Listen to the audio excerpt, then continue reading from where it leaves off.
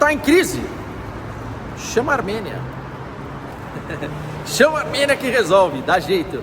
Pois é, meus caros, vamos trocar uma ideia aqui sobre a classificação portuguesa para a Copa do Mundo de 2026. Foi na última oportunidade, ou quase última, né? Porque teria repescagem, mas foi na última rodada contra a seleção da Armênia aqui no Estádio do Dragão. Deixou escapar a possibilidade contra a Hungria no Estádio José Alvalade em Lisboa. Deixou escapar a oportunidade contra a Irlanda em Dublin e teve que resolver contra a Armênia. Já era expectável, né? já sabíamos que viria aí uma chuva de gols, além da chuva que caiu aqui nesse domingo. Mas 9-1 é sempre 9-1. Ainda bem que não é 7-1 para nos trazer aí algumas lembranças, mas 9-1 é histórico, porque é a segunda maior goleada da história da seleção portuguesa, tá? E sem Cristiano Ronaldo, a exemplo também do que aconteceu em 2023 contra a seleção de Luxemburgo, que foi a maior goleada até então registrada, 9-0, agora 9-1 para a Armênia, contra a Armênia, é a segunda maior goleada da seleção portuguesa de futebol. E quando eu digo sem Cristiano Ronaldo, eu sei que vai gerar um debate aqui, eu quero os comentários de vocês, porque eu gosto de ver o circo pegar fogo, né? Mas Portugal não precisou de Cristiano Ronaldo, não fez realmente diferença para a seleção portuguesa ele estar ou não presente. Portugal atropelou, amassou, passou o carro sem dó da Armênia e tem soluções para isso. Com o Cristiano Ronaldo em campo, poderia ter sido 9, 10, poderia ter sido 5, poderia ter sido 6, a gente nunca vai saber. Mas para ele foi pior estar fora, né? E quando eu falei sobre isso depois da derrota na Irlanda, depois da expulsão, é que dói mais no Cristiano do que na seleção portuguesa. Porque são esses jogos, a exemplo de Luxemburgo também em 2023, que ele consegue realmente fazer mais gols. Ou tivemos algumas penalidades aqui que o Bruno Fernandes bateu. Seriam penalidades que o Cristiano Ronaldo bateria.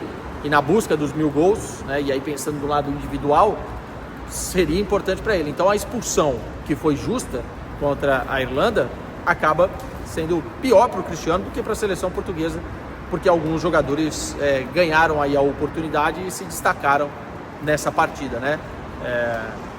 Eu não consigo fazer uma análise tática detalhada do que foi o jogo, porque 9-1 é um peladão, né? É um solteiro contra casados turbinados, e os casados turbinados ganharam.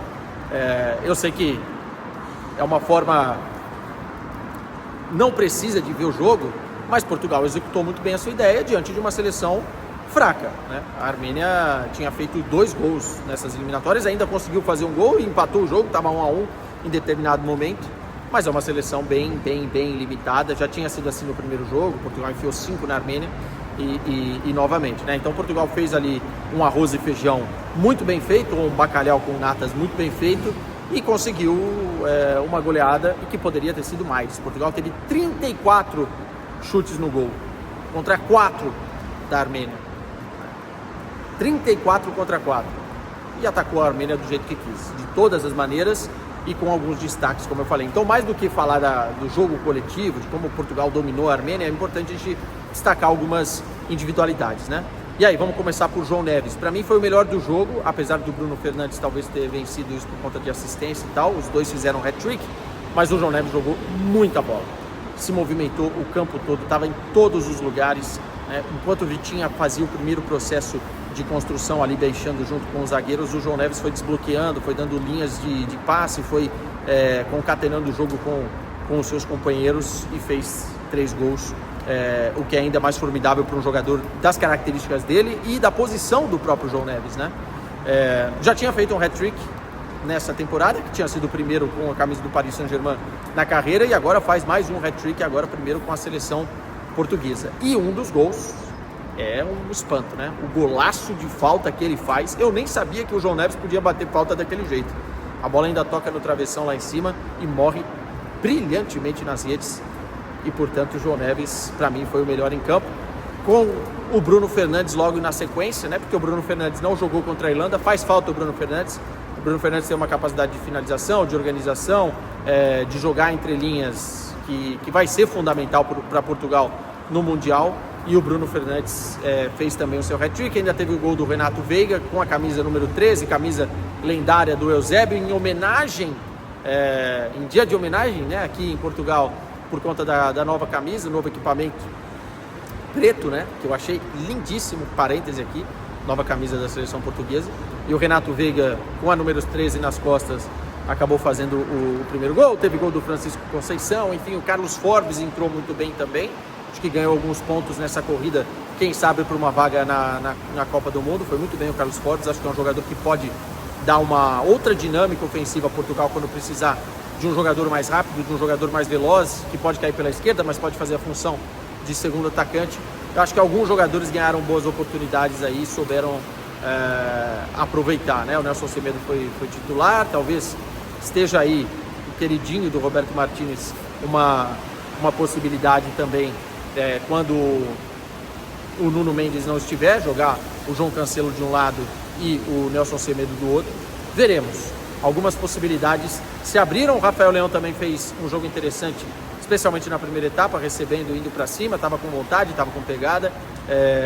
Enfim, gostei do jogo de Portugal, não tem que criticar um 9-1. Agora, informações importantes, tá? Em relação ao Cristiano Ronaldo. Recebeu o cartão vermelho contra a Irlanda e agora a Federação Portuguesa de Futebol prepara uma defesa um pouco mais ampla para que essa suspensão tenha sido apenas contra a Armênia. Ele não marcou presença aqui no estádio do Dragão. Alguns veículos em Portugal diziam que isso era uma possibilidade, não esteve aqui. E essa defesa será apresentada junto ao Comitê de Arbitragem da FIFA.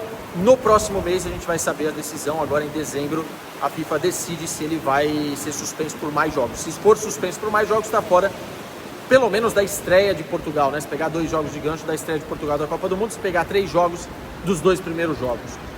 A Federação Portuguesa de Futebol se baseia em retrospecto do Cristiano Ronaldo. Ele nunca tinha sido expulso com a camisa de Portugal, né, em 226 partidas. Isso é um bom retrospecto, pode ser analisado como a FIFA como fato para abrandar a pena. Também uma provocação que ele sentiu do estádio todo, do próprio treinador antes da bola rolar, né? É um ambiente hostil, isso vai ser utilizado pela defesa. E também o próprio lance, porque ele é puxado e ele tem que se desvencilhar e aí acerta até a luz cair. Peraí.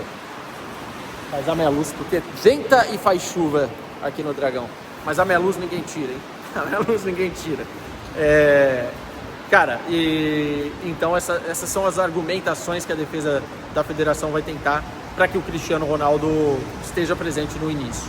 Mas, se ele não estiver, muito provavelmente nos amistosos de Portugal. E aí, extraoficialmente, Portugal vai enfrentar, e muito provavelmente, a seleção do México na reinauguração do Estádio Azteca na data FIFA de março, e também deve enfrentar a seleção dos Estados Unidos, aproveitando a viagem. Depois tem mais alguns jogos de preparação logo antes da Copa do Mundo, e a gente vai saber a partir de dezembro também a caminhada da seleção portuguesa, assim como todas as outras seleções já classificadas. É a 7ª vez que Portugal consegue uma classificação para a Copa do Mundo na sequência. De 2002 para cá, Portugal vem marcando presença. E o Cristiano Ronaldo vai para sua 6ª participação em Copa do Mundo.